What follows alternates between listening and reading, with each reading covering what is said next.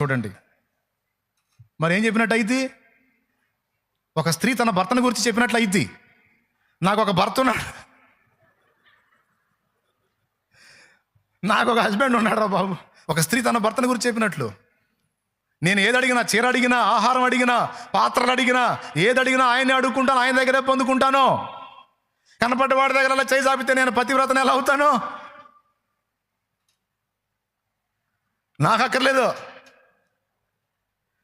లేఖనం ఎన్ని వచనాలు స్పష్టంగా చెప్పింది. ఏం బోధ అని చెప్పింది? విగ్రహార్పితం తినొచ్చు అనే బోధ. చూడండి, ప్రకటన గ్రంథం 2:20 ఒకసారి చదవండి మళ్ళీ.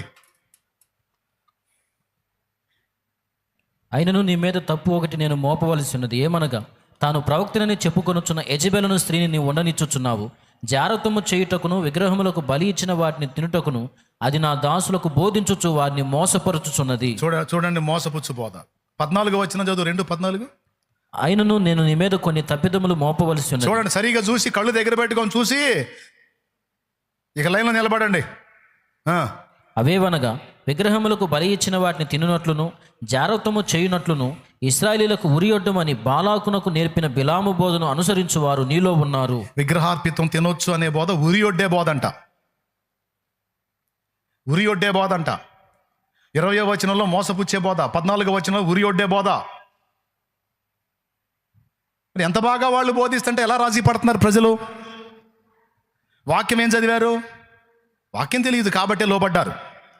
అదే వాక్యం చదివిన వాళ్ళైతే, అరే ఇతను ఎలా బోధిస్తున్నాడు, వాక్యం అలా ఉంది కదా అని పసిగడతారు, జాగ్రత్త పడతారు. అందుకే ఈరోజు అన్ని రెఫరెన్స్లు అన్ని చూపించి స్పష్టంగా మీతో మాట్లాడాను. ఇప్పుడు దేనికోసం సిద్ధపడాలని చెప్తున్నాను? సత్య విషయమై రోషంతో సిద్ధపడాలా, లేకపోతే మనకెందుకులే అవన్నీ, బైబుల్ తీసుకున్నామా, సంకలో పెట్టుకున్నామా, పోయామా, వచ్చామా, ఎవడు ఏదన్నా బోధించుకొని ఏ గుంపేటన్నా బడి పోని, మనకు అనవసరం. ఇది చచ్చు క్రైస్తవ్యం. ఏం క్రైస్తవ్యం? సత్యవాక్యము సంతలో దులిపి బోధకులు దొరల భత్యములపై భ్రాంతులు నిలిపి. ఇప్పుడు మార్చి పాడాలా? బోధకులు మనుషుల దయను పొందగోరి. ఇప్పుడు పాడతా. సత్యవాక్యము సంతలో దులిపి బోధకులు జనుల దయలను పొందను గోరి. సత్యవాక్యము సంతలో దులిపి బోధకులు జనుల దయను పొందగను గోరి. చిత్రమగు అనుకూల బోధలు చేసి ప్రజలను మోసగించే, చిత్రమగు అనుకూల బోధలు చేసి ప్రజలను మోసగించే సూత్రధారుల చేరరాదయ్యా. నీవెంత కాలం వారి చెంత నుందువోరయ్యా. సూత్రధారుల చేరరాదయ్యా. నీవెంత కాలం వారి చెంత నుందువోరయ్యా. క్రైస్తవుండా కదలి రావయ్యా. కలుషాత్ములకు నీ సిలువ శక్తిని చాటవేమయ్యా. దేవునికి మహిమ. సత్య విషయమైన రోషం ఉండాలి. సత్యమునకు భిన్నమైన బోధ వినబడ్డప్పుడు దాన్ని ప్రశ్నించాలి, ప్రతిఘటించాలి, ఎదిరించాలి. రాజీ పడదామా, ప్రతిఘటిద్దామా? వాళ్ళని దూషించొద్దు, ద్వేషించొద్దు, అలాగని రాజీ కూడా పడద్దు.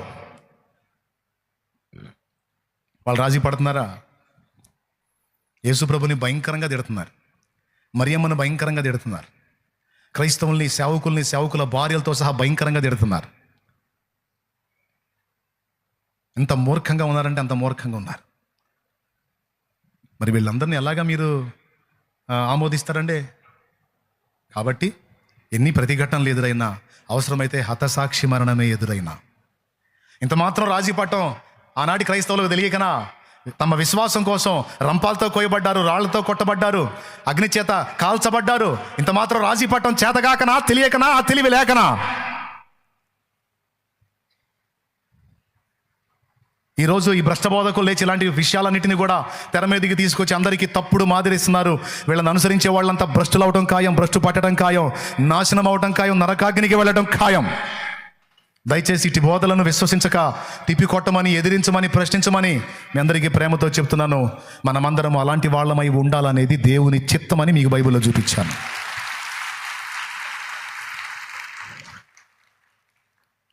పాస్టర్లలో కూడా చైతన్యం రావాలా. బాయ్.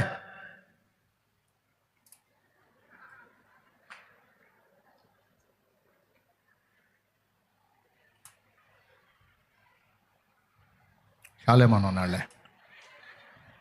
ఎవరు? చాలామంది ఉన్నాళ్లే. మనకెందుకు? నేను చూపించిన సిగ్నల్ ఏందో అర్థమైంది. వాళ్ళకి మీకు కూడా. దేవునికి స్తోత్రం. హల్లెలూయా. అర్థమైందా? ఏంది ఇది? బేబీలు వాక్యం చదవాలి, రోషం పుట్టాలి. దేవుని సత్యము సమాధి చేయబడుతుంటే, దేవుని సత్యాన్ని అణగదొరికి అబద్ధ బోధలు పెచ్చు మేరతంటే గుండె మండాలి. కొంతమంది పోయి ఆళ్ళ దయ్యను కోరి ఆళ్ళతో సహవాసం చేస్తుంటారు. వీళ్ళు సంఘానికి ఏం మాదిరి ఇస్తున్నారు? అదేమంటే మేము అందరినీ కలుపుకుంటాం, మాకు ప్రేమ ఎక్కువ. సంఘం భ్రష్టు పట్టిపోయిద్ది. అది ఎట్లా కరెక్ట్ అవుతుందండి? వాళ్ళ దయ ఎవడికి కావాలండి? పౌలు ఏమన్నాడండి? ఈ సున్నతి సంబంధులకి, వదరబోతులకు లోబడుటకు ఒక్క గడియ కూడా మేము ఒప్పుకోలేదన్నారు. ఒక్క గడియ కూడా ఒప్పుకోలేదు. పౌలు నీ పొజిషన్లో ఉంటే ఇంత దారుణమైన అబద్ధ బోధలు చేసే వాళ్ళతో పోయి కలుసుకుంటాడా? పౌలు నీ స్థానంలో ఉంటే ఇంత దారుణమైన ఘోరమైన సంఘాన్ని నాశనం చేసి భ్రష్టు పట్టించేటువంటి బోధకులతో పోయి కలుసుకుంటాడా?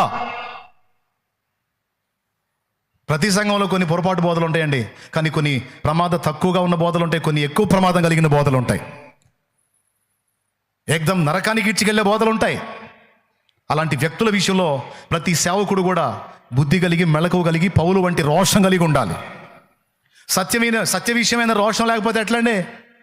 పాస్టర్ అయినా, విశ్వాస అయినా, నేను చెబుతున్నా, షాలేము రాజు అన్నని వెంబడించేవాళ్ళు చచ్చుదద్దమలై ఉండడానికి లేదో. నా ఒక్కడి స్వరమే కాదు, నా బిడ్డల గళాలన్నీ లేవాలి యేసు నామములో. నా బిడ్డల గొంతుకలన్నీ లేవాలి యేసు నామములో. నా బిడ్డలు ఆర్డినరీగా ఉండేవాళ్ళై ఉండకూడదు. నా బిడ్డలు వాక్యాన్ని ధ్యానించే వాళ్ళై, సత్యం పక్షంగా ధ్వజమెత్తే వాళ్ళై ఉండాలి. ఆత్మలు నశించిపోతుంటే చూస్తా ఊరుకోకూడదు. అంతేకాదు, సత్య దూరమైనటువంటి, సత్యభ్రష్టమైనటువంటి బోధలకు జరుగుతుంటే తల వంచి ఊరుకోకూడదు, లోబడకూడదు. రేపు అడుగుతాడు లెక్క. నీ చెవులకి అంత దారుణమైన బోధలు ఏర్పడితే ఏం చేసావు నువ్వు అంటే, ప్రభువా నేను ఆదివారం చర్చికి పోయి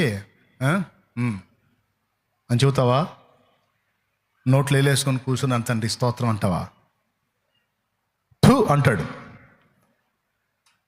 ఒకప్పుడు సత్యం తెలియక అజ్ఞానంలో బతికాం, సత్యం తెలుసుకొని సత్యంలోకి వచ్చాం, ప్రభువులోకి వచ్చినాక సంఘంలో రకరకాల బోధలు ఉన్నాయని అర్థమైంది. వాటిని ఎదిరించాలి. సత్యం కొరకు రోషంగా ఉండాలి, ప్రభువు కొరకు భారం కలిగి ఉండాలి.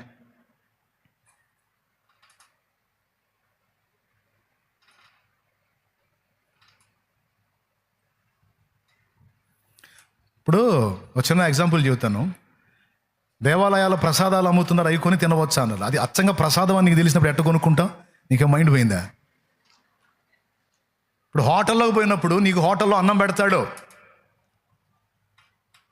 ఆ అన్నం తీసుకెళ్ళి అర్పించి పెడతాడా?